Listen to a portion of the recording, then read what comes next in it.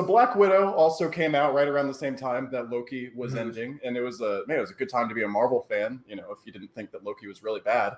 But I liked Black Widow. I didn't know what to expect, you know, because this was supposed to come out in was it May of 2020 originally? It was a long time ago. Yeah, it was supposed to come out sort of at the beginning of the pandemic.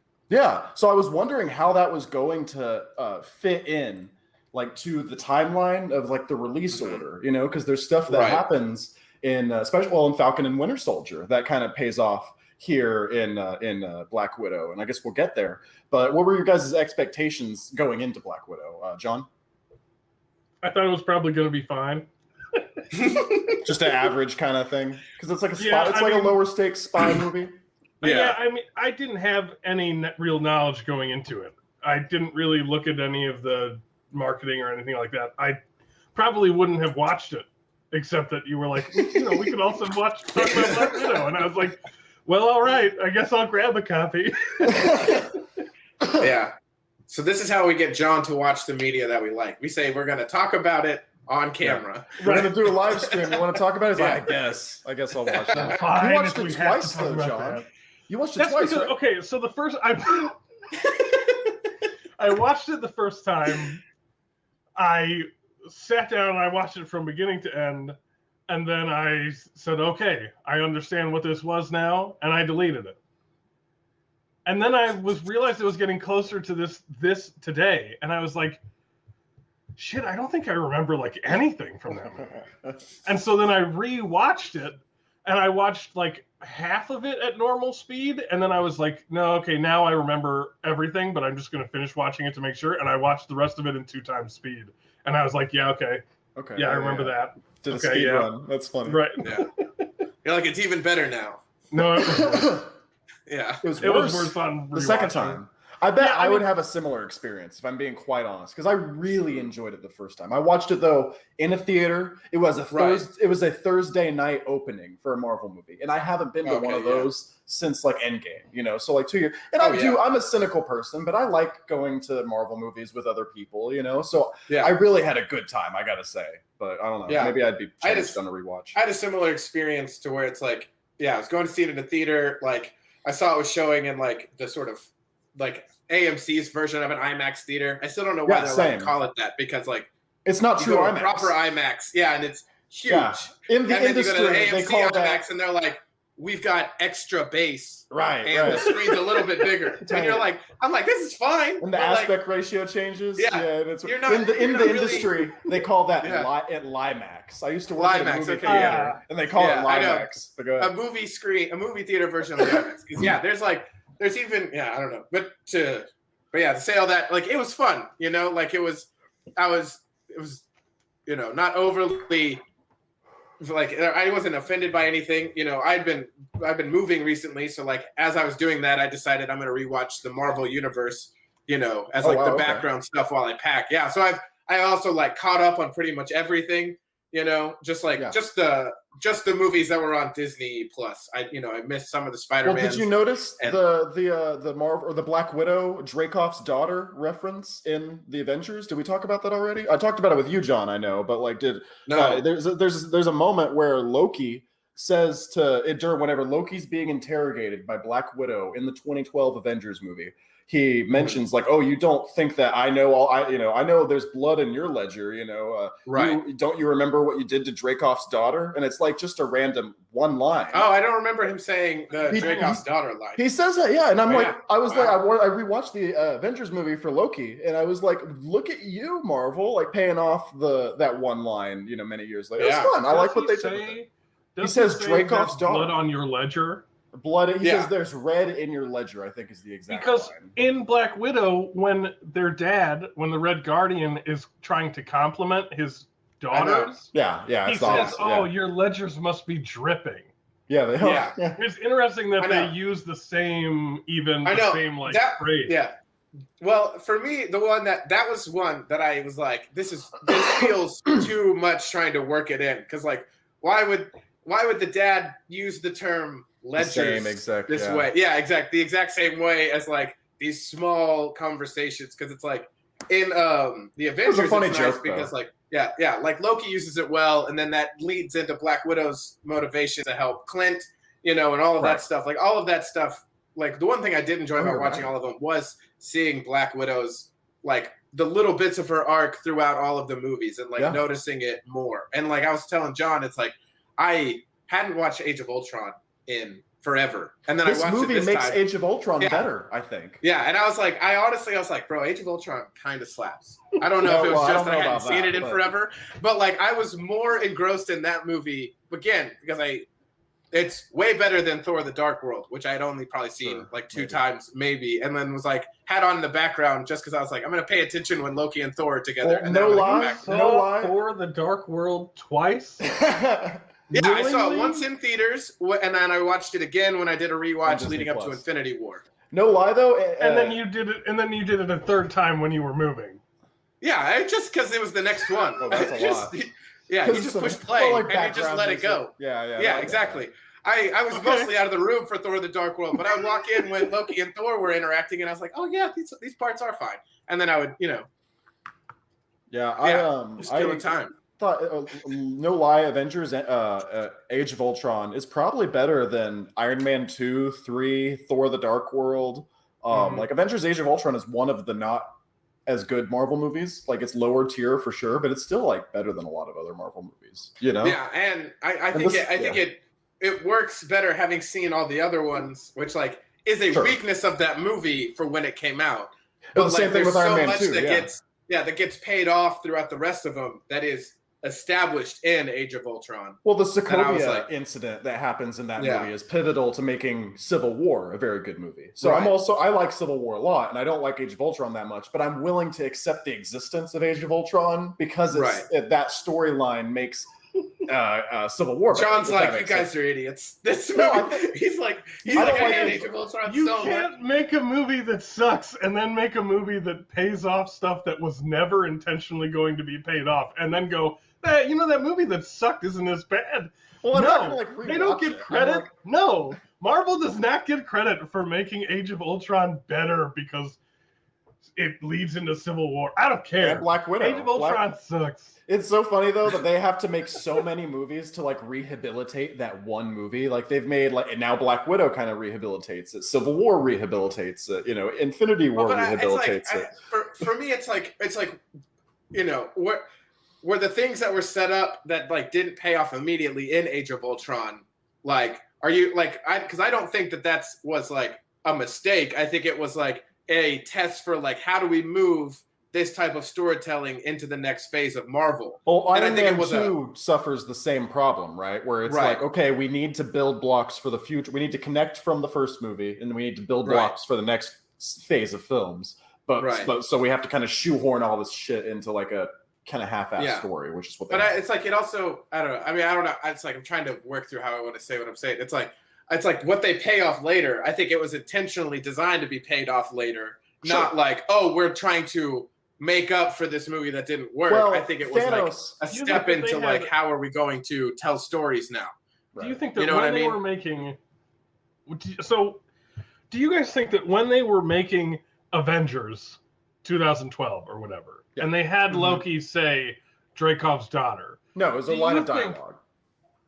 It was just a random line of dialogue. Well, for me, to add to her backstory. But at the time. For me, I think if we like what we would know, because I don't know all the Black Widow comics, so I'm assuming like I'm just going off. All I'm assuming with like saying this is like set up to be paid off is like they know that Black Widow character at some point in her comic book realm like did something with interacting with the character Dreykov, and they knew that like if we're gonna make a solo Black Widow film, it'll include these are some beats that we want, and part of that will be Dreykov's daughter. Well, they do this all the time, right? They throw out stuff that they can if they want to. That's what. Yeah, that's what I mean. Chose to pick up on it. Yeah. Right. Yeah. Okay, I got you. Right. I think it worked. I don't know if I have to watch 14 hours of movies that I think that's good. Yeah. Well, it works in Black Widow. Yeah, in the one movie, it works, I think, fine. But it's just nice. Yeah. It was nice whenever I happened to be watching the Avengers movie. Right. And like, we watch these movies, a lot of people go back and rewatch them all on Disney Plus, like I've done that before. So, like, it'll be nice for, like, Right. So like it'll be nice to be like, hey, look, they do kind of like lead into one another. I don't know. That's Okay, you guys mentioned they force it a lot in Black Widow. That like the vest shit, I hate. That's so forced. The vest one, it was so frustrating. It was like nice in that movie, but then to realize that this is the vest that she's wearing. Well, they show her in the blonde wig at the end of this movie. They I didn't need that. Spoon feed it in. Yeah, that's what I was like. Get it. We'll call you Solo. Yeah, it was one of those moments. Yeah, which was what are your people? Or my favorite of all time of that. He's like, oh, Chewbacca. I'll never be able to say that. I'm not saying that every We got to time. come up with something shorter, a different kind of name. Yeah, I was like, no, we know where new names come from. At least in Black Widow, they used it to like create a sister moment, right? Because there were a bunch of interactions between Black Widow and Yelena. You know what that was though? It was the dice from Solo: A Star Wars Story. That's literally what they were doing. Do you remember The Last Jedi? There was the dice that were in The Last Jedi that Luke gives to Leia, and we're like, I've never seen these dice before ever. Like they don't mean anything to me. But then what they do in Solo is they're like, actually no, they're really important to this character. You just didn't know it at the time. It's just really important. Exactly. No, but that's what they were very important to Han Solo when he was a child, and then for a long time through his middle age, he did not give a shit about them. Yeah, but then when he was dead, they were so important that off screen they mean something to Leia. Right. Yeah. Right. And it is like that's Star Wars, baby. That's how all Star Wars meaningful material happens. It's all off screen. Alex, maybe you just have to give him another 15 fucking movies. Well, that's the thing. I know. You always know that your franchise is in a good place whenever I'm comparing it to what they did with the Star Wars sequel trilogy. You know, like I'm like, yeah, totally. You're totally taking the right beats. But anyways, that being all said, I like Black Widow a lot. I think I might like it the most. But like, let's talk about the beginning though. I really liked that opening. What do they call it? Cold open. You mean the Americans? Yeah. Oh no. Sorry. Oh, is that what the show is like? The Americans? Yeah. How is the it similar to Americans the Americans? Is straight up a show about a family of Russian deep cover agents, right? That's cool. I like. Well, I don't know about that show. I've never seen that, but I like the way that information. I like the way that it was portrayed in this show or this movie. I thought it was kind of fun. I didn't know what was going on at first, and then we're gradually like the situation escalates, and then we kind of realize what's been happening. Mm-hmm. And then, whenever they have to take off on that plane, and David Harbour has the sniper, and he's trying to shield people, and we know we have the context that Shield is Hydra, and they're trying to prevent Hydra from getting the mind control thing. Like they stole the Winter Soldier. I forgot Shield was Hydra. Yeah, they stole the Winter Soldier. Shield's always Hydra. Everything's Hydra. I thought that was a really cool opening scene. I thought it was a really cool opening scene, though. They steal the Winter Soldier shit from Shield because Shield is Hydra, and they're trying to escape, and they have to escape on that plane, and it's really well done, I thought. And they and then we get Smells Like Teen Spirit, and I thought that was a fun cover of Smells Like Teen Spirit as well. But what did you guys think of our cold open, John? It was cool. I mean, I like The Americans as a TV show, so it functionally was cool. The action was cool. I don't know. It's one of those things that I think me being in a theater maybe had me hit it, or it hit me like a little bit differently than it maybe did at you at home. Because like in the theater, that especially when they're on the airplane and they're trying to take off on the airplane, he's got a sniper and the SUVs are chasing them. I'm like, this feels really, because I saw it in IMAX or IMAX. Right. And so I was like, it's pretty intense. So I thought it was really well done. And it kind of set that tone for what they were going for, of like the spy, like hard hitting kind of spy thing. I don't know. Alex? Yeah. I mean, for me, it worked really well. And I think it was one of the better action scenes throughout the whole movie because of that sort of lower stakes stuff. Right. I like, the subtle, like you don't know David Harbour's full character, but then you watch him like one hand flip that thing over and you're like, wait, what is this guy? Why does he have super strong? Yeah. But then they just sort of move past it real fast, and they just like, okay, now it's sort of normal, like crazy stakes again. And then, watching slowly, you find out that like, Natasha is fully aware that they're spies and like knows how to fly a plane a little bit. Like they've all worked together and like been that family. And I think all of that is paid off well later in the movie. So like, I think on all of the sort of levels, it does function as like sort of setting not only sort of the tone of like what kind of movie we're expecting, but also does a good job setting like the themes of what we're gonna get. I mean, like it functions solidly as a good opening scene, and I think it's not like I thought so. Yeah, I don't know about. I haven't thought through all the Marvel movies, but probably one of the better, like just sort of thematic cold connecting opens. all of it. I was also trying to think about that. Opens. How many of them have just a straight up like cold open and then like a James Bond style like opening credits type of sequence? You know? Like not a lot of them do that, and it was very clear what they were trying to do. And I kind of like that. You know, like maybe I don't know. Did you guys think the Nirvana cover was cheesy? I mean, I thought the Nirvana cover, it was like musically it was good. I think it might have, I don't know, maybe a little on the nose. And also, I feel like that credits montage, I feel like that opening credits montage of video and stuff could have its own deep dive video being like, what is this picture that implies that Natasha was doing work for the Red Room in this scene? Yeah. Why is Bill Clinton meeting this guy that's in charge of the Red Room? You know, there was a bunch of stuff in there. And I tried to look it up, like what the pictures were, because there's a bunch of pictures that have Natasha in the background of like riots and stuff, right? Yeah. Well, I thought, were they all supposed to be Natasha, or were they all supposed to just be widows? I mean, they were all black-haired white ladies, so I assumed it was red-haired white ladies. No, that's so fair. I assumed it was the main red-haired white lady. Yeah, I've only seen it the one time, so I was like, when I first saw it, I just thought it was this sort of like, you know, Easter egg of like, oh yeah, look, the widows are, you know, right next to Hydra. Everyone's subtly influencing the whole world. I thought it was really weird. I thought it was really weird that they included this in the Black Widow movie. Did you guys think that was like really random? Like when they had this picture in the opening scene, opening credits? Oh, they did have that exact one? No. Oh, I was like, damn. He's making a joke about the shot where the Dreykov was meeting with Bill Clinton. Because that wasn't Dreykov clearly Harvey Weinstein. They photoshopped Epstein out and put Dreykov in. I was like, oh, they used that one? Like, it all happened so fast. I was like, bro, that is messed up. That would be hilarious if they literally took a Weinstein. You could do either, actually, with Bill Clinton. You could do a Weinstein or an Epstein picture and then replace him with what they were clearly using as a stand-in for both of those people, which was Dreykov. But we'll get there, I guess. So let's go into. Go ahead. They also had like they had shots of like cheerleaders, right? Like they had like cheer squad. They had a quick cut of a cheer squad that cut into like some foreign all-women military regiment.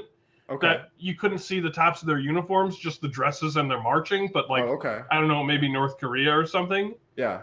And then cut quick to the Black Widows, who we know after watching the movie are all mind controlled and probably sexually assaulted by that guy who definitely doesn't speak it with a Russian accent. And it's like, and it was interesting to be like, is this opening credits drawing correlation between like performative womanhood as a child being a cheerleader and being a soldier within fascist regimes to within being a mind-controlled hitman? I think, it's drawing parallels between different ways of like controlling women, I guess, would be the very abstract way that I would interpret all that imagery. And so, but then like, that's why I feel like that opening credit scene, somebody needs to like shot for shot do like a 25 so there's a lot there. Is this a pejorative or is this a positive, I guess? I don't know.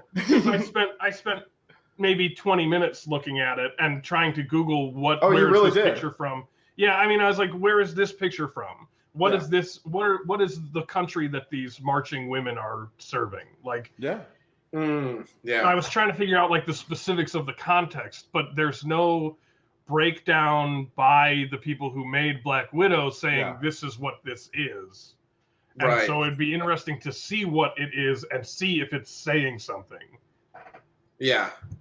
How do you more than just sort of the thematic connection of use like a secret organization that uses girls to, you know, influence. And if it's saying something, is it just saying that being a woman mind controlled and indoctrinated by the way that society socializes women is bad? But I don't know. It's weird. It's like, whenever something is saying something like that, my brain goes, okay, but are you saying that the way that it works in America is good? and the way that it works in North Korea and Russia is bad. I think the movie doesn't recognize that there's a version of that happens. I think it's like Soviet Russia. Clearly, this would happen in and America just doesn't talk about it. Right. Yeah, exactly. I think that's why you wouldn't include an Epstein picture or anything like that. It wants to go right up to that line of real life criticism, but then it doesn't. It still has to create a sense of optimism. One of the things that I've heard other people talk about that, like, wasn't necessarily on my mind the first time I saw it, because, again, like you said, I haven't been to a theater in forever, so I was sort of just swept up in being in a loud, movie theater. But, like, the connection of the guy in the Red Room to, either Weinstein, like he's a Harvey Weinstein, like sort of drawing the connections between, like, his big place in the Red Room, that like old room, saying it looks kind of similar to like movie executive things. There's a couch off to the side, drawing that parallel between. He uses pheromones to control women to make them submissive to him. All of those different absolutely wild. But that was actually fun. I don't know. I didn't hate it any of it. Like a lot of people have brought up having problems with that, and I'm just like, it's one of those things. I don't have a good response to it. It's kind of silly. It's definitely, this movie is like, it wants to be a James Bond movie, but the James Bond movie that it chose to be was like Moonraker. You know what I mean? Like, I think that's a really good line. I want to put that on the box. Like, there you go. Yeah, this movie wants to be a James Bond movie. But the worst one. No, Moonraker's fun. Yeah. Come on. No, it is fun. And Dreykov reminds me of that guy too from Moonraker. I feel like the villain from Moonraker, and I thought that her smashing her nose was also fun. But like, let's talk about my favorite character. Let's talk about the introduction for my favorite character in this movie, and that's Florence Pugh as Yelena. I think I'm a huge Florence Pugh fan. And so I was really excited to see her in this movie, and we're introduced to her as like a cold-blooded killer. And I guess it's different because Natasha has been like mind controlled through practical means, like through like intense, social conditioning and education. But she's like straight up, like they perfected, I guess, what used to be the prototype for the Winter Soldier program, and then they perfected that into like straight up mind control, which is what they were helping them with at the beginning.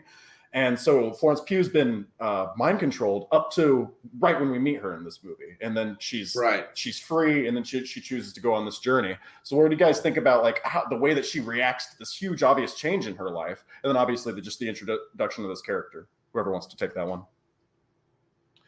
I like her character, but there were things that they did that I thought were forced for the sake of like action scenes, or like the stuff where she calls Natasha a poser. That's fun, right? I mean, it's Marvel comedy. Oh yeah, but it's fine, right? I get it, but it's like kind of forced because what they're trying to do is have these two hitman murderer, a secret agent type characters have the sort of dialogue that two sisters would have if they were younger, right? So they come up with some reason for Yelena to give Natasha shit for being a poser, or they do the vest thing. Oh, you don't like this jacket? I knew you liked this jacket. Ha ha ha. Yeah. Sort of thing. And like, they also like, why did they have that fight in Natasha's house? I will defend that fight. I don't know why. I don't know why, but I loved it. I felt every punch that when that scene was like, the cinematographer and the choreographer, I think, deserve like props, because again, in the theater, and maybe me and Alex just have a different perspective than you on this, John. Like, I can't speak to the logic, but like, it was a really well done, I think, action scene. So, like, and I think that was another one of the high point action scenes. I think that mechanically and functionally, it was a good fight scene. I just don't get why it happened. It shows us, well, in the story, it's to show us that, okay, this is a person that can go toe to toe with Black Widow. So we're supposed to, knowing who Scarlett Johansson's character is from the previous movies, knowing that this is a character, okay, she can go up against her in the exact same way, and like she can hold her own. It lets us know, okay, we know who we're dealing with, kind of. So I understand functionally why it exists. And Scarlett Johansson abandoned her. So actually, if I was Florence Pugh, I'd probably have like not good feelings. So what I'm asking, right, is that Florence Yelena, whatever her fucking name is, Florence Pugh, gets the serum that unmind controls Black Widows, right? And she mails it to Natasha, at Natasha's secret. Oh, she did, didn't she? I bunker. forgot about that. Yeah. And then Taskmaster comes to attack Natasha, right? Oh, yeah, I forgot about that. Yeah. And then Natasha goes, well, I have to go on the run with this now, and goes to where And then the she mail finds came Florence from. Pugh. She Yeah. finds Florence Pugh, and then Florence Pugh goes, you know what? Now that you're here, I'm not going to trust you. I'm going to try and kill you. To the point where the only reason why our fight scene between us stops is because Natasha sees that Yelena's not going to stop.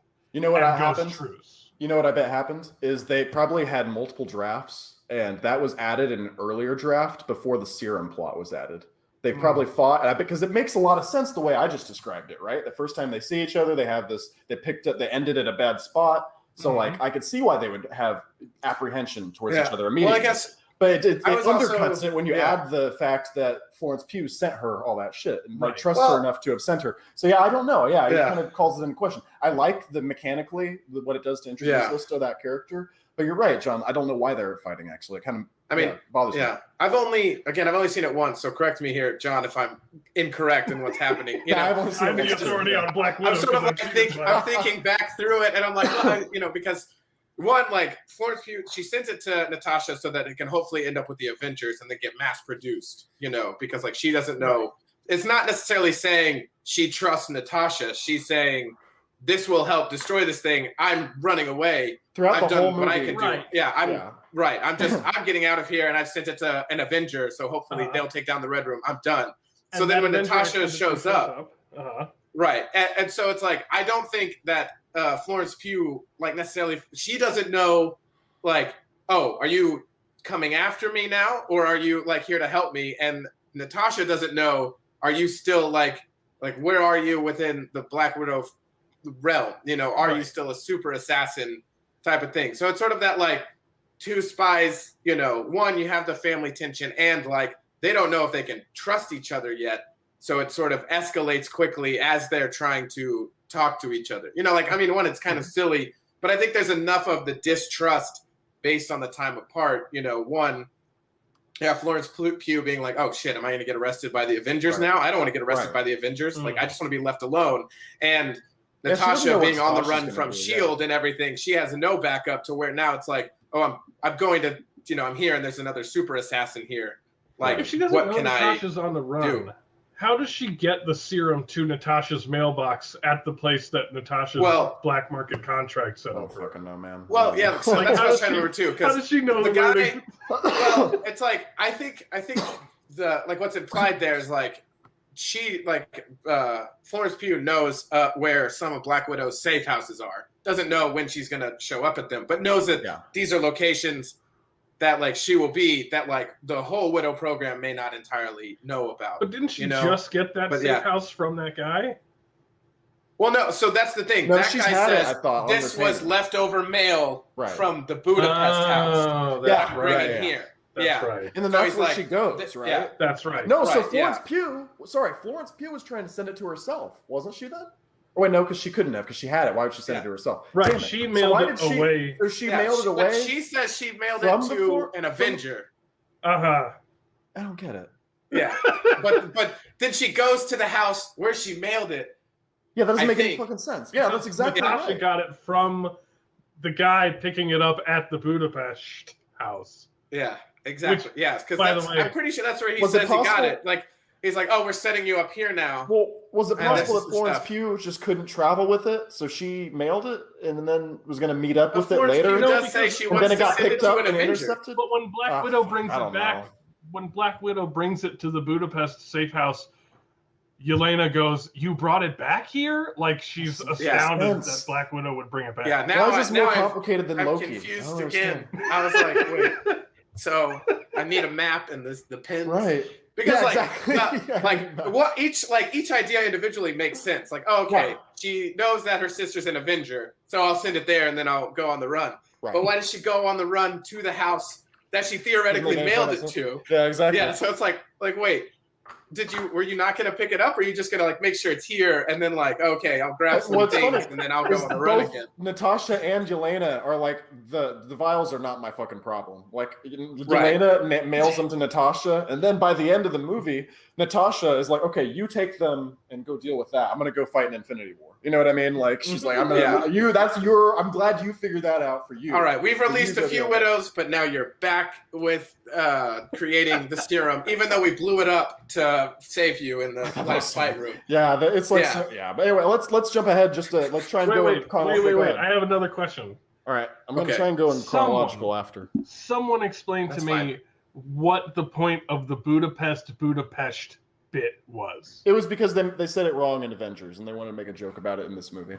I think that's like a completely meta thing. Yeah, it is. Okay. It's all because I have not watched the Avengers in forever. Since 2012. And so it was just Black Widow going, it's actually pronounced Budapest. She's the one that says it wrong in in the Avengers movie. So that's why. And then probably Scarlett Johansson probably got a lot of shit about it. And then people have said, well, if you're making a Black Widow movie, you got to go to Budapest, man. You got to do the Well, thing. I mean, again, that's one of those things where I think that was always somewhere in the idea, if we're making a Black Widow film, to set up that her and Clint had a event in Budapest, whatever. We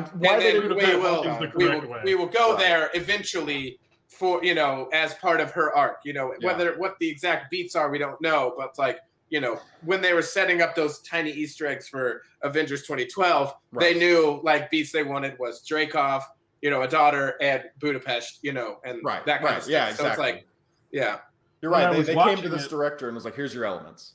When I was watching it, I was like, why? Why are they insisting on this pronunciation thing? I can see why you would think that. Like out of nowhere, you're like, what is happening? To the point where I Googled how to actually pronounce it to see which one was accurate. Yeah. And then realized that for some reason they had Black Widow being the one saying it wrong. And I was like, what is this about? Oh, man. Yeah. Yeah, because I was confused too, but I just like moved past it. I was like, oh, maybe it is Budapest. Maybe they do it like 4 times. Maybe that's what we say. Yeah. It's like, maybe that's it. I don't know. I haven't been there. Or if it's like, even just around Austin, Texas, like, you look at the word Buda is like the name of a town, but you'll be told it's pronounced Buda. So I was like, oh, maybe that's it. Mm-hmm. Do you think it would be better? Like, do you think it was best to set it between Civil War and Infinity War? Or do you think it would have been better to have it be before Avengers? Or were you happy kind of with how that ended up? I was fine where they set it. My biggest problem is like, why didn't this movie come out at least between Infinity War and Endgame? You know what I mean? Like having it come out now after she's dead. That's weird. Markets weren't ready for a female-driven superhero movie. Yeah. Captain Marvel, man. This is way better than Captain Marvel. This is way better than Captain Marvel. Captain Marvel I would have rather have this than Captain Marvel. Yeah, this should have came out literally in the spot of Captain Marvel. Captain Marvel came out in between Infinity War and Endgame, just like you're talking about, Alex. Why did Captain Marvel get hers first? Because Brie Larson, I don't fucking know, honestly. I really don't. Well, I guess they felt that to bring Captain Marvel in for the 3 minutes that she's on screen for Endgame, they needed to introduce her completely. Her character makes Endgame worse, I think, because she's such overpowered characters. Like she could solve the whole thing. So you should have waited until after. It's like I was fine with her being off world, for all of Endgame, because you can undo all of this so quickly, and I want to see my friends undo this. I've just barely met you. Right. To borrow how I would talk about these things in the past. But that's also why it's like, I feel like we could have introduced her at the beginning of Infinity War, like set up some of that. And then after Endgame, because she's almost inconsequential to it, except for showing, like, we want to show everyone up and like have her be powerful at the end. Mm.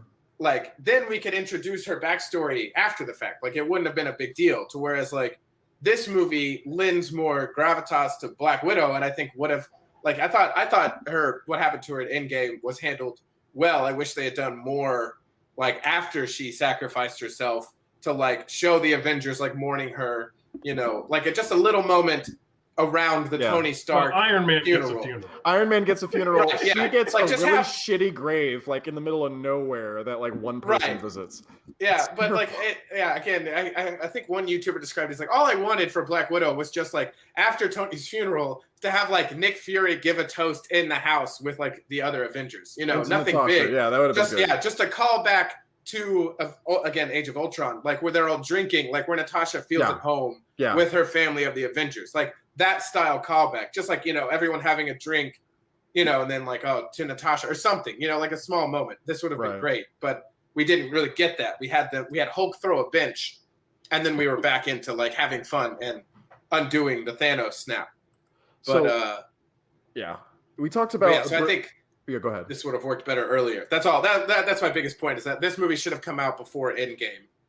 Oh, absolutely. It would have been. Well, Yeah. I mean, it works as a good like swan song, I think, for Scarlett Johansson. Like, it's really nice, but like I feel like she's kind of over it at this point. Like, she didn't even go to the world premiere. She doesn't really give a fuck. So like, for real? Yeah, she did. She like did like a Skype. She did like a Skype thing before the premiere started. Like, hey, thanks for coming. Thanks for seeing my movie. Hilarious. I'm so excited. So like, she's man. like she's like a zillion% done. So I feel like catch it while the iron strike while the iron's hot. And this had like the worst second weekend of a Marvel Studios film at the cinemas, like box office wise, like since I think like Ant-Man or some shit. I don't know. It's not been a profitable film. So I feel like, you know, obviously coronavirus pandemic notwithstanding, there's other stuff they could have done to make that better. But Taskmaster, we get introduced to Taskmaster early on. I think that the Taskmaster fight at the beginning of this movie versus the Yelena fight at the beginning of this movie are two great examples of what I like and versus what I don't like about the action in this film. Because like she gets like, what happens? Like, her car gets shot by like a rocket and she survives it. Flips over. Yeah, I know. It's like Red Letter Media talked about this because I watched their review as part of like trying to remember everything that happened in it. And it was like, there's definitely parts of this that feel like they were being prevised before a director was even brought in, you know, to where it's like all of the human moments, like when they're sitting and talking, You're or totally like the right, human fight on fight. Those are like, I like all of those. There's like emotional stakes in them. And then there's a bunch of stuff that's like all of the big set piece action that just feels totally different, you know. It does like feel it's all over the place. Yeah. So I think the Taskmaster is one of those things where it's like, oh yeah, we know we're going to do this, so we'll start getting the VFX people working on the VFX part, and then you know, we'll write around these things. Whereas the Yelena stuff, I think, is all you need is like really good stunt coordinators, really good stunt doubles, really good like camera editing. Which the editing was okay. It could have been way worse. It could have been way more choppy. You know what I mean? It had that boring thing. But John, what did you think of the Taskmaster fight? The Taskmaster fight at the beginning? You know, I think I really like Taskmaster in like as a general character. It was cool in the Spider-Man video game that came out recently. Right. And, you know, I think the idea of just straight up mercenary person who has the ability to immediately replicate the martial style of anybody, right? I think that's not only, I think that is a really cool, like, even in the fight where he's fighting Natasha that you guys didn't really like, right? The very beginning one? Yeah. No. He does some stuff with like the shield that's very Captain America-y. Well, so yeah, once they start to get going, it gets better. I just don't like the over the top nature of how it starts. Yeah. It's so just like the stakes get all over the place, because at first we have an intimate fight where like they are trying to like hurt each other and they do seem hurt, and then we have a fight that's like, we got cool stuff. Yeah, I get what you're saying. But like then the car explodes and flips over and they just sort of like shrug it off. Right. And then they go back. That's more of the problem. Like you're talking about, John, where we start to see the actual threat of Taskmaster, him using the Captain America shield, him using the Black Panther claws and stuff. Like that is a little bit better. Sorry. Well, I say that I should say they, but I'm trying to. Well, this is a spoiler review, so but like you know what I mean. It's the character is presented as obviously male, and that's right. There's even a moment where Yelena says, "Oh no, he's back again." Right, like, exactly. She uses the male pronoun. So I will do that a lot probably throughout this review until we get to the part of the episode where it's revealed. Yeah. But I think that. So my problem with Taskmaster in Black Widow, is that you could use that character, the physical like confronting a hero with their own physical style and having them have to grow and develop physically to beat that themselves functionally can be a really good foil for emotional storytelling where they're confronted by that same hero at the same time is confronted by their own emotional shortcomings and relational shortcomings. Yeah. I think that Taskmaster serves as a really easy layup for that sort of storytelling. Right.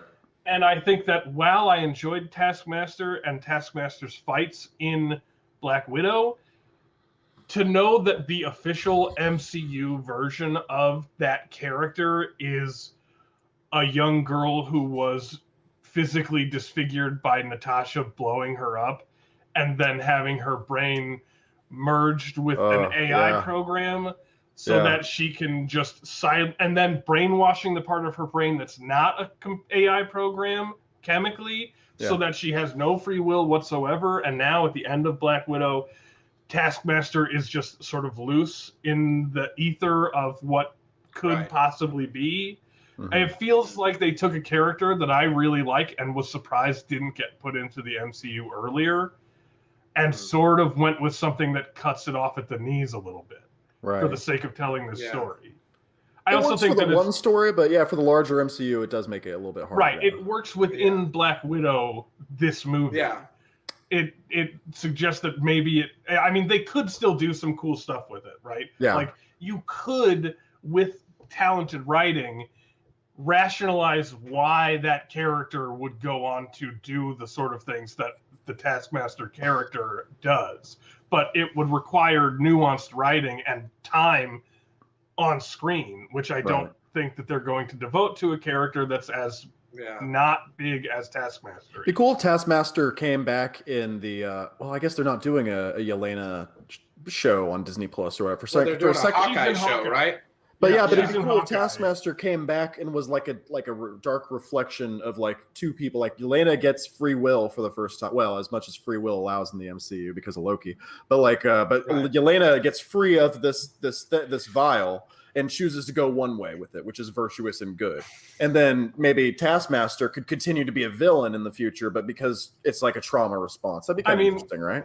So, short of the fact that the after credits scene in Black Widow shows that Yelena's been working as a hitman. So I don't know how much you can go with Yelena became good. I feel like that's going to be like in 2 episodes. By episode 2 of Hawkeye, they'll have that situation figured out. Yeah, she'll show up in one of the first couple episodes of Hawkeye, and Hawkeye will be like, "No, I loved your sister," and she'll be like, "Oh, you didn't kill her? No, of course not. Okay." Now we're teamed up again against whatever organization. Maybe they'll team up Julia Louis-Dreyfus. Maybe they'll team up against Julia Louis-Dreyfus's organization. Oh, I hope so. And they'll have to fight the fascist captain and U.S. agent. Yeah. Oh, that would be cool. That's good. I know. But it's gonna be. Yeah, it's gonna be interesting. Although, like as you were saying that, I was wondering. Okay, so like we freed the widows, but are they still like sympathetic to say like the Russian propaganda? Are we going to then have like thinking they're fighting for good, or like whatever, but then having to fight because of geopolitics, like the new Captain America, like the Falcon Captain America, and the Winter Soldier? Like, are we going to have like, there's like those multiple like whether it's Hydra or AIM or the Widow organization, even though they're like free because of like the world, are they now like quote unquote good, or are they going to do their own sort of like saying, maybe thinking that the Avengers are another totalitarian regime that needs to be undone, free will to everyone, we don't need people who watch over us, so now the widows try to fight, like we could still see Taskmaster using her powers for like what her organization thinks is good versus like what the new Avenger organization thinks is good. Yeah, I just think broadly speaking, you could make her an antagonist in a way that's still like interesting going forward. Go ahead, John. Yeah, I agree. This is the hope, at least.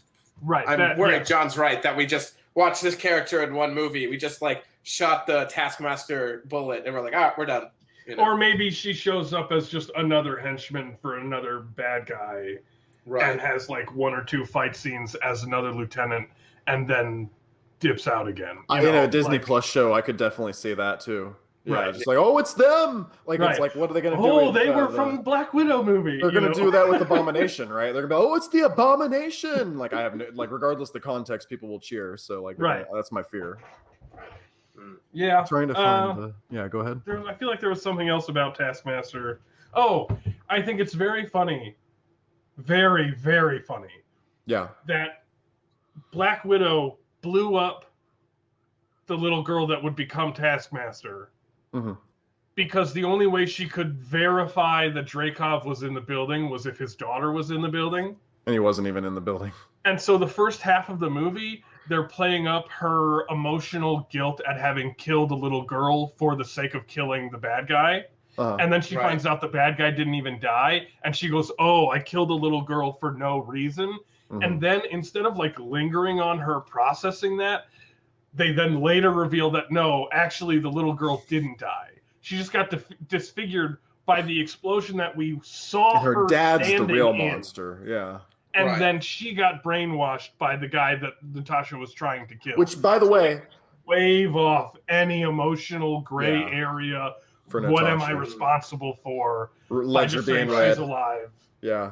And it was that's true. She blew up. That's disappointing. I agree. But I think that one thing I noticed, I agree. I think that's a great point. I think I agree with it, John. It's disappointing. But like, what did you guys notice this from have you seen X-Men 2? And in X-Men 2, William Stryker's son is a mutant who Xavier, Professor Xavier has failed. And they're like drilling into his head, right? Yeah, exactly. Yeah. And so then Stryker brainwashes him and then uses his powers to his own ends, you know, and that's exactly, and that, so this entire time, throughout the entire reveal of the Taskmaster, I was like, oh, this is like that scene from X-Men 2 where he reintroduces him to Stryker's son. And so like, I was like, this is really, so like the unoriginality took away, like it's really, like it's something that should make me really like disgusted and like I should have a really visceral response to this this antagonist character, but it took me out of it because I'm just like, oh, this is X-Men 2. I mean, Dreykov was, I mean, which X-Men 2 is a better movie. It is. The overarching villain plot of this movie is literally just control of women, right? Which is good. I mean, not that that's good, but I like the story. Right. Exactly. I don't know. I feel like I need to watch it a third time. I don't know. I don't want to watch it a third time because I think it's a fine movie, but I don't think it's substantive, though. I agree.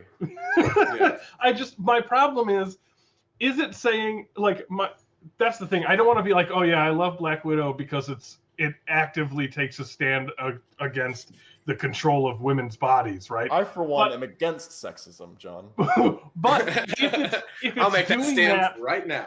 If it's doing that by saying, actually, what the problem is when foreign powers control women's bodies, and when the Avengers or when America does it, or when American imperialism does it, it's not really that big of a deal. Mm-hmm. Like, they make a point of talking about how Natasha moved west, right, to join the Avengers and got I think her dad says something about her becoming a pawn of the capitalist state.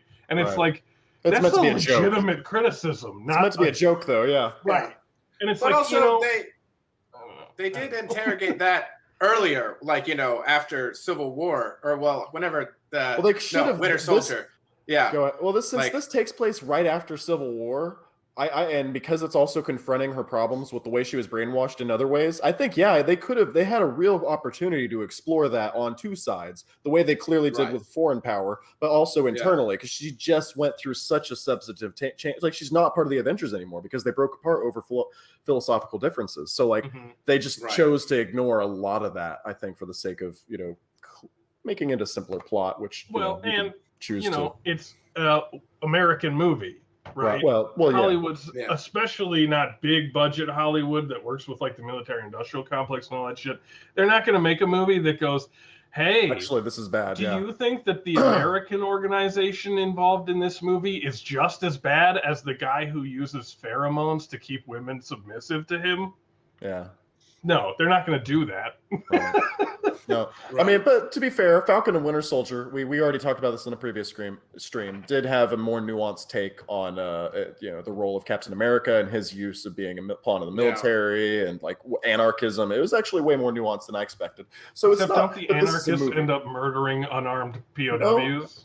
I can't remember. Alex? I haven't seen that show, so that's just what I've heard. Oh, I don't think they murder unarmed POW. Yeah, but they blow up a U.S. base or whatever the equivalent of the UN is in the Falcon and Winter Soldier universe. Because the governments were gone and then they all came back, essentially, and so they're trying to go back to the way things were before the blip, the power structures, and this group is against that. Which that group is correct, obviously, but the one part where they try to say that they're too extreme is they had before this they had been blowing stuff up and doing some light terrorism, but they hadn't been killing put that out quote unquote innocent people, and then at this point they have a building where they're there's still workers in there, there's still soldiers in there, and she blows it up because she's this is the only thing that's going to get them to pay attention, and that's supposed to be the thing that goes too far, right. For the justification for this group needing to be stopped. The character Kylie is, she's still good and potentially correct. She but genuinely she's gone too far, changes so she has to, Falcon's mind. Yeah, right. Yeah, which I thought was great. Yeah, I was as that show was going on, I was how are they going to make these people the bad guy? Because they're obviously correct. And they don't. They're doing all of the good things. Yeah, and they don't. They don't make them the bad guy. They just do have her potentially go too extreme to then justify the fights that go on. But even then, she's I think she tragically dies. Doesn't Baron Zemo kill them all at the end? Sorry, John. Doesn't Baron Zemo kill them all at the end? Because he has a personal vendetta against them. He hates super soldiers so much. Falcon the Winter Soldier is so much fucking better than Loki, guys. I'm so sorry. But that's okay. I need to rewatch Falcon and the Winter Soldier because that was one where it's I watched it kind of week to week. Then I was I think I would enjoy this more if I tried to watch it all in a long weekend as opposed to so much time between each episode. Yeah, I wasn't reviewing it for my show for any show at the time, so I was able to just enjoy it like a regular person.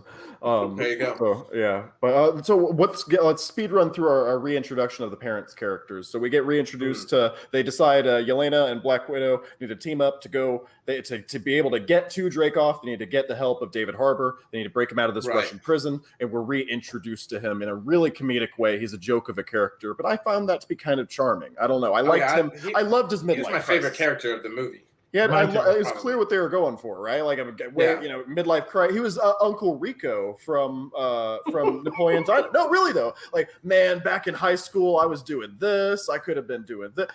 Uncle Rico's obviously lying whenever he's talking about throwing a football over the mountains, and just like Red Guardian is lying about fighting Captain America. So, what did you guys make of his reintroduction, and then the parents and everything?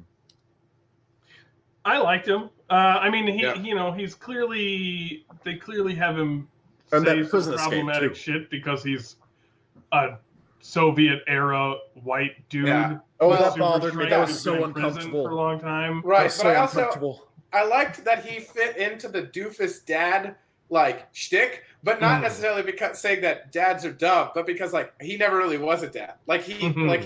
He was the doofus dad because he never cared about being a dad. He was I want to be doing this stuff, and he slowly tries to be the dad. But I thought it was a funny play on that trope of just being the doofus dad, but not because all dads are inherently idiots or morons, but because it's no, this guy never cared about it. All he wanted to do was have the glory of being the Russian Captain America or whatever. Yeah, so it was I had fun with that, but he does say. But I think that also ties in with his dumb, goofy character. All he cared about was the glory. Yeah, and I think it works within the movie to have their the father figure for them, just to kind of do that same sort of social conditioning against, femininity and that sort of thing. It does raise a question though, Soviet Russia had a super soldier and they put him in Ohio for 3 years. Why would you do that? Yeah, with your best asset. Yeah, why would you put your Soviet Captain America and Captain America put him on a stealth mission? Put him on a Right, stealth mission. Yeah. It's like, we have a nuclear bomb and the Americans don't, but we think that we're going to, like, I don't know, hide it for forever, you know? Yeah, that's what I was trying to remember. Was it like, just because, again, like the one thing I had for like recapping was the Red Letter Media video. So they were talking about, but I don't remember if this was in the movie, because those guys do this a lot, where they just sort of talk about something that I was like, that wasn't in the movie. Yeah, I think y'all just like made that up. So maybe this is that too. But I was just like, he was a super soldier, but then Dreykov just didn't like him. So he was like, all right, go. I'm gonna hide you in America because like this project didn't go the way I wanted. You know, you just turned out to be obnoxious to me. I feel like I got that impression. You were just kind of a douche. When he I comes don't really back, want to hang out with you. In the cold open, he comes back and he's talking to the other guy, right? And he's like, I got this stuff, you know, here it is. And it seems like they're just kind of hand waving him, like, okay, yeah, whatever. Okay, shut the fuck up. Here, glad you're here. Give us our thing. The Red Guardian returns victorious. Exactly. Yeah. He's like, and they're like, and then he's do like, not give a fuck. Yeah. I don't like this. This guy sucks. I'm gonna put him in prison. I thought that was funny. Yeah, and that's exactly what. Yeah, they put him in prison for the rest of the time. Did you guys like the prison break with the Red Guardian and the Black Widows? Like, was that like more Florence Pugh and Black Widow fighting in the beginning fun, or was it too over the top Taskmaster for you, or what? I liked it. I thought it was kind of both. Like it was fun. It was a cool thing, and I mean, especially David Harbour just sort of like goofing his way through this, just winging it the entire time. You know? Yeah, and just then like Florence Pugh having the one-liners. It was fun. Yeah, I thought it was good. Yeah, but you know, and then just sort of it goes almost to that point, or like a little beyond it, when they do the avalanche. Like I thought it was funny the idea of this explosion, but then like when they're running away from it, I'm like, oh yeah, we've lost all reality. Like this is insane at this point. Like when it was getting close, had they picked him up like before it fully something thing, but then when they're flying through snow and all that stuff, I was like, all right, we've gone. How many innocent people died that day? Oh, yeah. Oh my God. That whole prison, right? It's just destroyed. But also, what I thought they were trying to show was that the prison is already underground, so that they'll just be buried, but like maybe they'll survive. But then they I was trying to decide. Right? Yeah, exactly. It's a way worse. Yeah, or will they be rescued by other parts of the Russian Empire? I don't know. Yeah, so it's like totally dead. There's plausible deniability. You know, we know for a fact that they're not all monsters in that prison, right? Because we know that the Red Guardian isn't a murdering psychopath. Yeah, he was just there as a political prisoner. Clearly, there's people in that prison that are just there because they were politically inconvenient, not because they were bad murderers. Fuck them. Black Widow said, "Fuck them, not my problem." I did like it was funny to do that explosion to lead to an avalanche. Black Widow I thought that was well done. I liked that because I thought her blowing up the tower. I was like, yeah, okay, that's fine.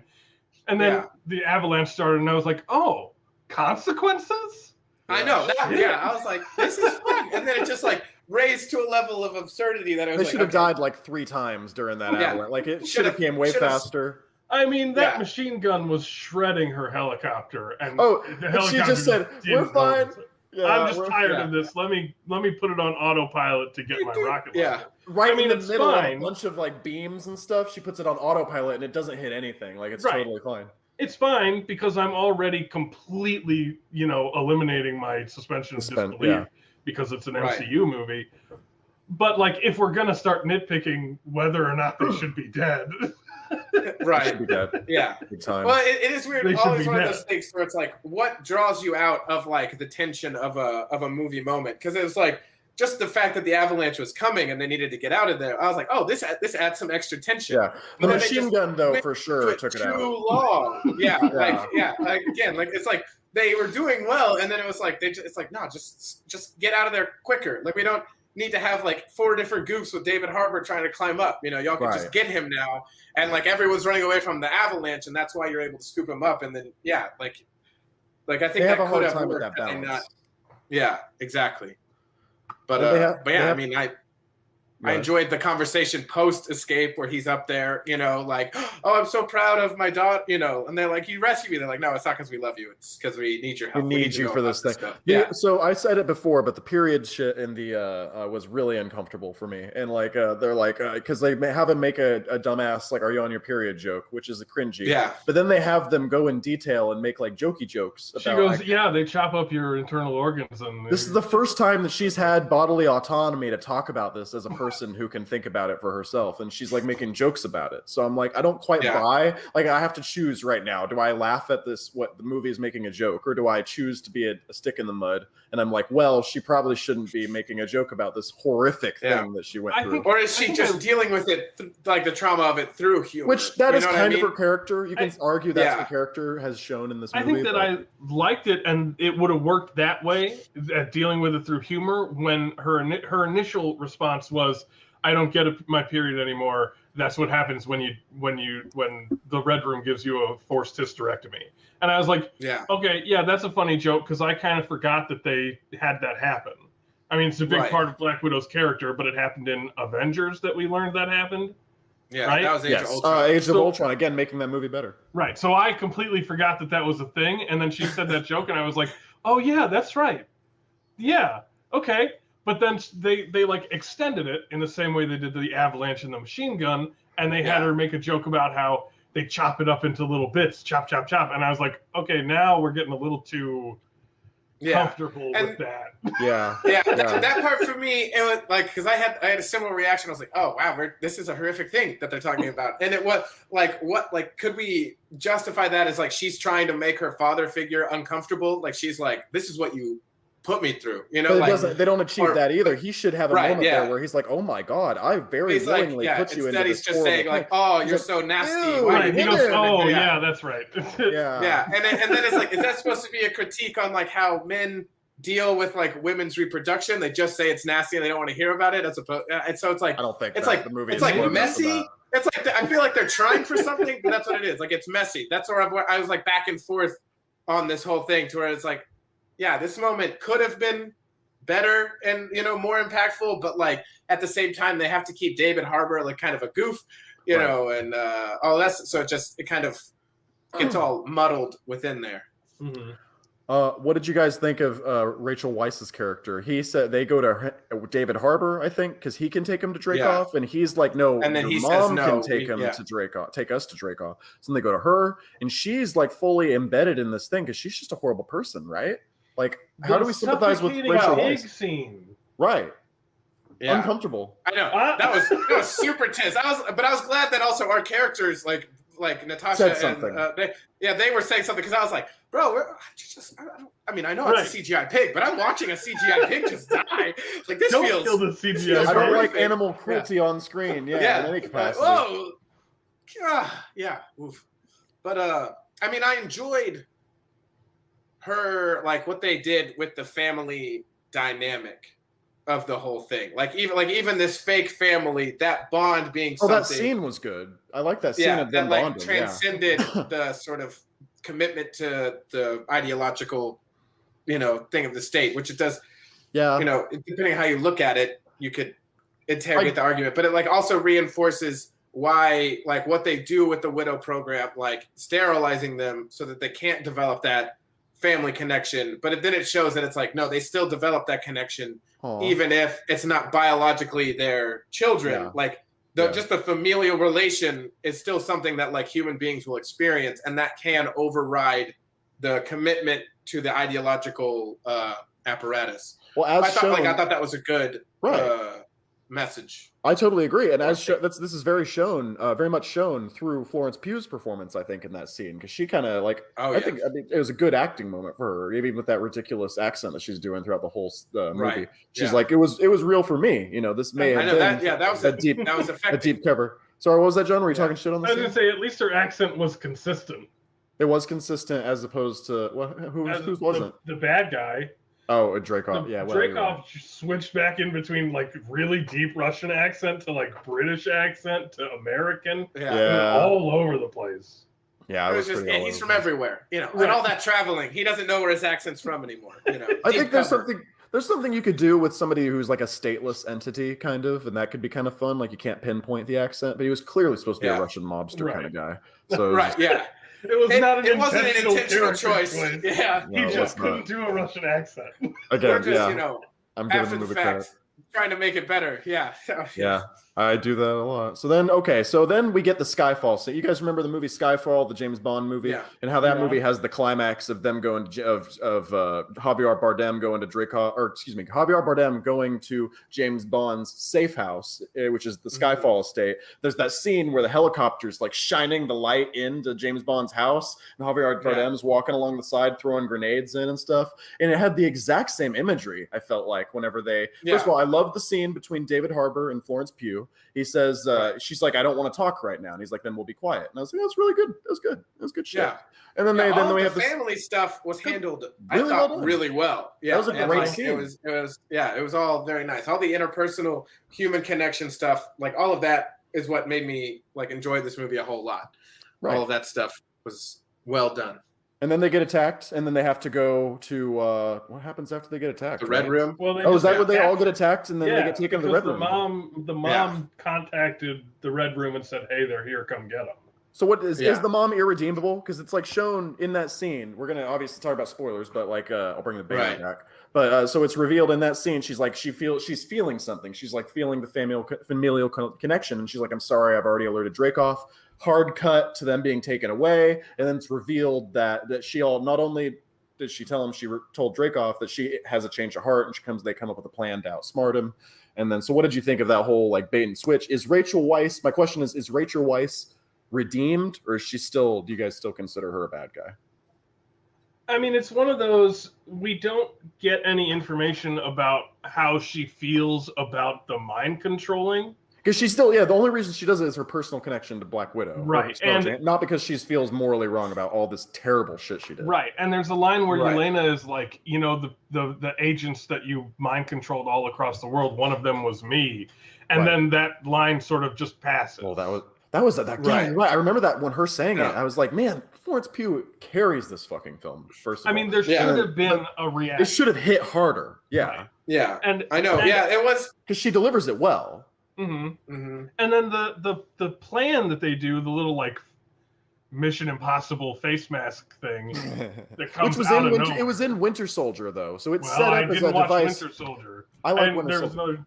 Oh wait, Winter Soldier, Captain America: Winter Soldier is the movie, not Falcon and the Winter Soldier. Yes, Falcon and the Winter Soldier. It's set up. It's a device that's used by Black Widow in in Captain America: The Winter Soldier. Yeah, she uses that face mask thing. Yeah, she dresses up as the World Security Council lady, Shield lady. Yeah, like she comes in the blue outfit. Oh, okay, I know what you're talking about. Robert Redford. Yeah. Okay. We've established this technology in other movies. So I'm like, whatever, But so then the problem the problem that it has is the same thing that the Joker's plan in Dark Knight has, right? It's like there's nothing wrong with that movie. There's a shitload of like convenience, like nitty-gritty groundwork planning that has to happen to go into making what happens in Dark Knight function. Which fine, you can assume the Joker's that smart. Right, and you can assume there was a bunch of time off screen where Joker surgically inserted a bomb into a guy's stomach, right? Right. Fine. Right. But with Black Widow, we go from I've alerted the Red Room they're gonna be here any minute. Guys are here to we are now in the Red Room base, and somehow we've switched faces. Right. Like there's no, I don't know where the planning phase is, where the mom has her change of heart and says, here, take this mask of me and pretend to be me, and I'll pretend to be you, and that way you can kill Dreykov. Like, when does that happen? I feel like that. They created time. Well, I mean, I think that also happening when David Harbour is talking to Elena. Like, there's that extended scene where they're talking, and we don't really see what Black Widow and the mother are doing. Yeah. Right. Yeah. Well, I mean, because they're at dinner, like Elena. The problem I have with all of this happening is the mother doesn't actually emotionally confront what Elena says about one of them was me, so that we, the audience, don't realize she's grown. It's that she's not just betrayed them. Like we think that, if depending on like where you are, until you realize that Black Widow takes off the mask or whatever, we think that the mother's just betrayed them. Yeah. So like the emotional catharsis or the emotional growth of the mother is like withheld from us so that the twist can happen, where it's like that. I mean, whatever, you know. It would have been nice I to think have it would seen have been that though, but better I can't. Yeah. to have the mother actually deal with what she's done to her hypothetical daughter, and that she still cares about these people enough to betray the Red Room. But then they do kind of show that I don't think we needed to cut back to see them doing a plan, because the plan basically was, we're going to swap faces. I give you enough information about Dreykov, and like the other two will just rescue them because like we don't have time to explain this whole thing. We'll put an earpiece in her, you know, as they're coming in, and then I'll free David Arbor, because I know we'll be locked together, because you know the basic stage of the plan are make sure we're secured on the lowest floor so I can access these controls up there. Right. And then also you have to get your nose broken so you can't smell anything anymore. You know, like those are really the key points of the plan. Everything else, I think Black Widow's skilled enough, which was like one thing that I enjoyed that they keep doing, is like her method of interrogation being to let the other person think that they're in control. You know, I like seeing that done again. And I was like, oh man, every time I'm like a little bit like, God, she's so good at this, you know, even though it's of course written that way, you know, just to like be in control of the situation the whole time, like with Loki, like with a guy in Avengers, you know, all these different times where like she's just so skilled at this type of manipulation that she gets the guy to reveal everything because they feel like there's nothing she can do. Like they've won. And she's like, oh no, that was my plan. And breaks her own nose. I was like, hell yeah. It was a good Black Widow moment. They didn't want to like let the bad man have like any like actual like, because like they have him they show that he's bad by having him beat the shit out of her, you know. But then they also have a fuck you, I'm a woman and I'm better than you moment, because she's like, you couldn't even break my nose. Wasn't strong enough to break his nose, which was a little over the top, but I was also like, I thought it was cute. I thought it was good. I liked it. I liked it. I thought it was like a good, because I love the taking over the male abuser kind of thing, or taking the power from, showing that he actually doesn't have power whenever, like his power is like the illusion of power. I thought that was good. There was a bunch of stuff in that final scene that I think the first time I watched it, I just assumed that it was kind of lazy trope writing stuff, that on rewatching, so when Dreykov is talking to her and she has her mom's mask on, right? He says a bunch of stuff that's like, what is the really good one that I remember from the second view? He's like, no mask can hide the look in the eyes of a child that you've raised. Right. And he's saying that because he knows that it's Natasha. Right. And it's like, that's really interesting, knowing that it's Natasha, but not knowing it's Natasha on the first run through. That line is like, what the fuck are you talking about, guy? Well, you know doesn't he say it right before he takes off her mask, though? He says it. Reveal, right? So he says it, and then he goes to like touch her cheek, and she shirks away from him touching her cheek, and then he takes the mask off. And I think that just that beat of implying that he's touchy. I think the first time I watched it, he has that line, and then they do, he's really touchy-feely, and, you know, maybe that implies a bunch of other more fucked up shit. Clearly. Right. And then they take the mask off, and it's Natasha, and so I think the first time I watched it, it was just like, boom, boom, boom, boom, and I kind of went, what? Yeah. And then on a rewatch, I was like, that was a good line. Oh, that was a good thing. So there was a bunch of stuff that I think works better if you've seen it twice, which is cool, but maybe, I don't know, it's kind of a ballsy thing to do when you're writing a comic book movie. I appreciate it. I mean? Yeah, I liked the. I mean, you don't have to explicitly say that Dreykov is, you know, the R word, but he. All bad guys are rapists, Sam. So. Yeah, I'm trying not to get to, and we just got demonetized. God damn it! There it was right at the end. Thanks, John. All bad guys are the R word, Sam. Yes, the R word. No, but they clearly that's what they were doing. I think it was good that I think they did a good job of implying that so strongly that that's clearly, you know, you get it without them having to like shove it in your face. Because like I think there is something about, like, people make the problem with Game of Thrones, like, oh, do you have to show us in detail Ramsay, you know, raping what's her character's name? Sansa. Yeah. Sansa, like that was really over the top. So you have to trigger. So is it worth triggering a lot of people to show this this fictional character being this way. And I think they rode that line for a Disney film pretty well. But but I still give them plenty of credit for even going there, because they did not have to go there like at all. Like they didn't have to. This movie would have made money, without it. So like I'm glad they included it. I'm glad they chose to. So yeah, so that kind of brings us to the end of Black Widow, isn't it? Yeah, then they blow up the thing. Who is it? Yelena that blows up the whole base? Skip over the crazy explosion. Black Widow falling for 45 minutes through space. The minions falling through a debris field to their plummeting to their death, and still consciously choosing to try and shoot down the helicopter flying right at them. Yeah, I know. A lot of fun. I was like, okay, got over the top here, but what else you gonna do? They wanted their big action set piece. I liked Black Widow intentionally going back and freeing Taskmaster. Oh yeah, I thought that was good. I mean, there's parts in there that I think all work. It's like it hits that level of like, we were in this small spy movie and now we're in a floating fortress and we're gonna explode it and everyone's gonna be running all around doing all of these, like Black Widow flying through mirrors, like things that were on a satellite essentially, and just being like, yeah, we're cool, we're fine. Was she always intended to be like a black ops, like private? Was the Red Room private or government ran in this movie, and was it always meant to be that way? So we were looking at timelines before you went to the bathroom. Right. When she's a kid in Ohio, it's 1995. The Soviet Union collapsed at the end of 1991. So the Soviet Union collapsed 4 years before Natasha was in Ohio as a Russian spy. Gotcha. But they had been there. But they had been there 3 years already, right? So they were sent there after the fall of the Soviet Union. Right. Okay. Right. Okay. That would be the part that I was. So, I guess I read it as like this.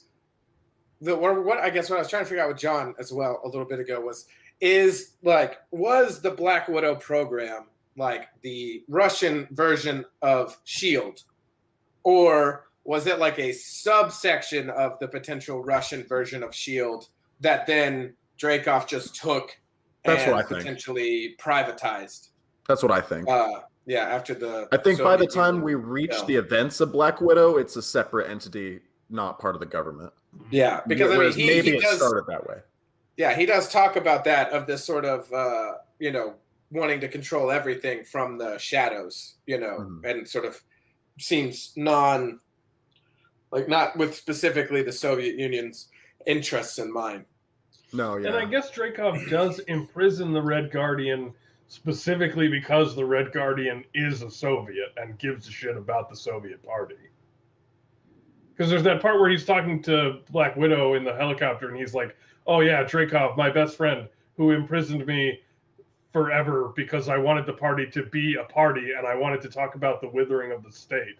I did like that aspect of Red Guardian's character, is that he is a virtue, like his idea of virtuous, whether or not we agree with it, is like loyalty. He's a nationalist, right? Or he's like loyal to his country, and everything. He has a sense of patriotism, and that was whereas the other guys do not have that. And I don't even know if Rachel Weisz has that, because Rachel Weisz, I still don't think. Oh yeah, that's what we were talking about briefly before I got kicked out. As the Rachel Weisz is, I don't think she's redeemed by the end of this movie. I think she. Yeah, I don't think she was able to be redeemed. That's what I see. Emotional response from her, right? Which we don't. That's what I think. I think we lost the potential for her to be redeemed in the need to make that be a twist. It's like her redemption happened off screen, or not even necessarily her redemption, because like she's on a path to that now, to recreate the serum that unlocks. That destroys the chemical control, right? And working with them, as a potential surrogate mother to all of these widows now. That's sort of where we left when they all got on the helicopter, right. But I think she is an interesting example of that sort of just following orders character. She's like, well, I was here to do the work. I was interested in the work. This stuff, this mind control thing is fascinating. Look how cool it is. Totally disconnected from the emotion of it, but just caught up in the work of it. Yeah. But then we do see that she is emotionally connected to Elena and Natasha. So it's is there hope for her to grow and use her brilliance for good, or I would hope so. But it's like, will we ever see this? I don't know. I don't have any idea if we're going to see the Widow character, the rest of them outside of Elena in the Hawkeye show. Right. So we end up with the thing blowing up. Then we get the 2 weeks later. She reunites with the guy who's gotten her a Quinjet. She's in her Black Widow outfit from the Avengers Infinity War. She goes off to go get fucking killed, and then that's how we end our movie, right? And then we get the she goes off to fight in it, and then they lose, and then she's still 5 years later, 6 years, 5 years before she. Could they do Black Widow? Black Widow. Let's think. Could we do Black Widow 2 and 3 in the blip or whatever? If it makes money. Yeah, potentially. Which this movie has not made something. money. Well, Black Widow in the blip is just her sitting at the Avengers headquarters, talking to the hologram. Well, everyone else. They're just trying to keep the structure. Hang on. Yeah, we thought that Obi-Wan 2 weeks paid vacation to go have an adventure. Right. Well, we thought that Obi-Wan in the 20 years between episode 3 and 4 was just on Tatooine, but apparently he had a whole Disney Plus miniseries in that time. Right. So we'll have to. There's always room for more adventures. Come on, guys. It's true. You never know what's happening. Yeah, I did like though that we did get to see Yelena, even if it is just to set up another series or whatever. We get to see Yelena react to Black Widow's death in some capacity. I thought it was bittersweet, cutting back to her her grave or whatever. It'd be weird if you hadn't seen the other movies. But I was like, we do. Yeah, the whole time I was watching that, I was thinking, we have to have some part where this family deals with the fact that she died, right? Saving the universe. That she died in 2014 on a planet extremely far away. Yeah. That Hawkeye could travel through time to get to some stones. That's what's so funny is seeing a character that died in such a nonsensical way, taking that character and grounding her to a level where, and then they have to acknowledge that the movies have to exist coincident. They have to coincide together.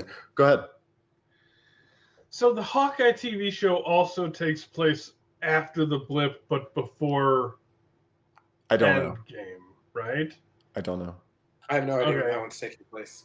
I assumed it'd take place after the end scene of Black Widow, right? Which is after the I'm assuming the Hawkeye show is going to take place after Endgame. That's what I would have to assume. Okay, because we're back. I think we're going to have his family back. Yeah, not him as a. Oh yeah, that's what it would have to, because that's who's responsible for Natasha's It'd be interesting, if it. No, you're right. Yeah, we're not going to go Natasha back to can't be dead until. No, we're not. No, I mean we may deal with that some. He may have the suit again, but he's not going to be in that same. Yeah. It won't be that arc again, I guess. Which would be probably more interesting than than what they're going to do. But I mean, does look cool from Hawkeye. I haven't seen anything about it. I didn't even know that it existed until I was looking at IMDb for Black Widow, because I was like, who plays Yelena? Florence Pugh is amazing. She's Zach Braff's girlfriend, which is a age difference that's interesting to me. But Zach Braff's in his 40s. But whatever. Good for her. Yes. Good for him. For her. Good for him. Yeah. Good for him. Yeah, I mean, again, John. I was she's my age. She's like 25. So for real? Yeah, and my whole game is given away whenever you're like, well, how old is she, Sam? I'm like, she's my age, damn it. Yeah. Okay, I see why you're mad now, Sam. Why isn't she dating me? Obviously. Yeah. I thought he was mad that Zach Braff wasn't dating him. That's the actually. Yeah. Why is he not? I dating Zach Braff? Yeah. This whole time I thought the reason Zach Braff and I weren't dating is because he's too much older than me. But now I find out that he doesn't care about the age difference. The reason he turned me down was he said I'm too young for him. And then, oh my God. That's funny. That's what I know her from. She's Danny from Midsommar. Yeah, I was about to bring that up. I was like, John and I had like a 12-hour conversation about Midsommar over the course of, well, actually, nearly wrote like a college, critical analysis over Midsommar. And I was like, she was great in that, even as her life was falling apart. I thought she gave a good performance. Don't give away spoilers. I want to see that. I hear it's like a good movie, but I need to be be mentally prepared for it or some shit is what people always say about it, because it's like a trip apparently. But I mean, I don't know. I mean, kind of, but it's good. Yeah. Yeah, I love Midsommar, man. That movie's great. I need to watch it. Guys, wrapping up Black Widow, and final thoughts on Black Widow, each of you, before, if you had to do like a what did I say earlier? Final verdict, Your Honor. No, final argument or whatever. Closing arguments. Yeah, closing arguments, Your Honor. Black Widow. The action was fine. I feel like I need to do a deeper dive into its messaging before I can say that I would recommend it, but I'm also not going to do that deep dive into its messaging. So yeah, I'd have to watch it more before I recommend it, and I'm not going to watch it anymore. So you guys live your best life. No, I recommend it. I think, I enjoyed all the interpersonal family stuff. I think there's like problems again with the tone, the sort of switching between the interpersonal family dramas that I think is probably the highlight of the movie, and then like some of the action getting too over the top. But again, like it's a Marvel movie, so I think everyone expects that in there. Right. Yeah. Is it the best Marvel movie ever made? No. Is it the worst? Also no. So it is mid-tier. I mean, I we agree. talked about Age of Ultron and all those other ones. This is better than Age of Ultron. Yeah, I like Age of Ultron though. That movie was surprising to me on my rewatch. But maybe again, it could have just been that I haven't watched it in a long time, and so it's got good parts. Like I like the opening. Yeah, that's fun. I like some other parts to it. But Black Widow was good. I liked the themes. I really liked the messaging of it. I liked that Scarlett Johansson has a lot more to do here and explore with her character that she's only kind of been given scraps, of in the previous movie. Florence Pugh is a standout here. David Harbour is a standout here. Yeah. Rachel Weisz, her performance and character leaves a little bit to be desired. Part of it is just because I got sucked up in the story and I just don't like her character in the story. So maybe you can give it that as a. So I like the Harvey Weinstein stuff. I think I'm glad that the movie went there. It didn't need to go there. Loki kind of ruins this a little bit, but I just try and watch whenever I was watching the movie in the theater, I just didn't think about Loki at all. I didn't. How would you feel if you went through the Red Room program and someone told you, well, don't worry, this had to happen because this is the sacred timeline. They're like, oh, fuck you with telling me my trauma is sacred. You know what I mean? Like, Loki ruins everything.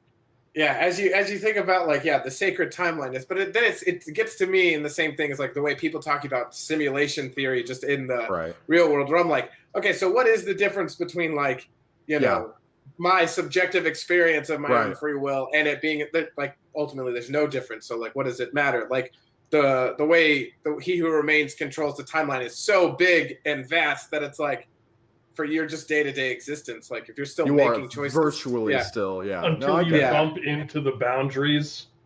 If you had to watch one MCU thing this week, I would recommend Black Widow, though. I would recommend you do it in the theater, though. I would recommend you don't pay. Yeah. If your choice between Loki and Black Widow, or of all the MCU stuff? Between the new stuff that's out right now. I heard about Loki, I heard about Black Widow. Which should I see? I'd say go to the theater, see Black Widow. Don't watch it on Disney Plus for the extra premium price. I hate that bullshit. Yeah. But if you're looking for a free thing, then maybe don't spend $20 at your house. Spend $20 on to help a theater survive. Well, to help a theater survive.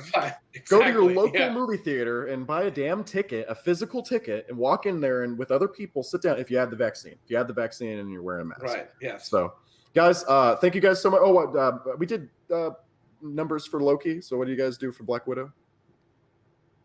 I probably get but like around a 7 out of 10. It's 5, 6 to 7. Yeah. Wait, did you give Loki a better score than Black Widow, John? I gave Loki a 7.5. I completely disagree with that. I would probably give this a 7.5. I have them close together, but for slightly different reasons. You know what I mean? Like, you're right. This does have a lot of Loki that I had more fun with because they were weird and zany and getting out there and they're doing creative stuff. Whereas this one had like the heart moments that I enjoyed between the interpersonal characters. You know what I mean? Like, yeah. They're strong and weak in their own ways. Yeah, it's definitely averages out to a similar score, I guess. I could see that. Yeah, they have different things to offer, but I think Black Widow's better. Blank window. Right. I didn't say that. I was going to make that joke the whole time, and I didn't say it until blank window. I think that's hilarious. I was going to say it wrong every time as a joke, but I never forgot until just now. Fuck. All right. Until next time. Guys, thank you so much for joining me. Yeah, we'll just start. Oh, okay. Let's do it again. We'll go back. Yeah. All right. Make sure the people watching, follow me on the various social media sites at Samuel D. Carrico. It's right here in the thing. I'm going to put the end screen up right now and in post-production. And thank you guys for joining me. Bye. Yeah. Bye. All right.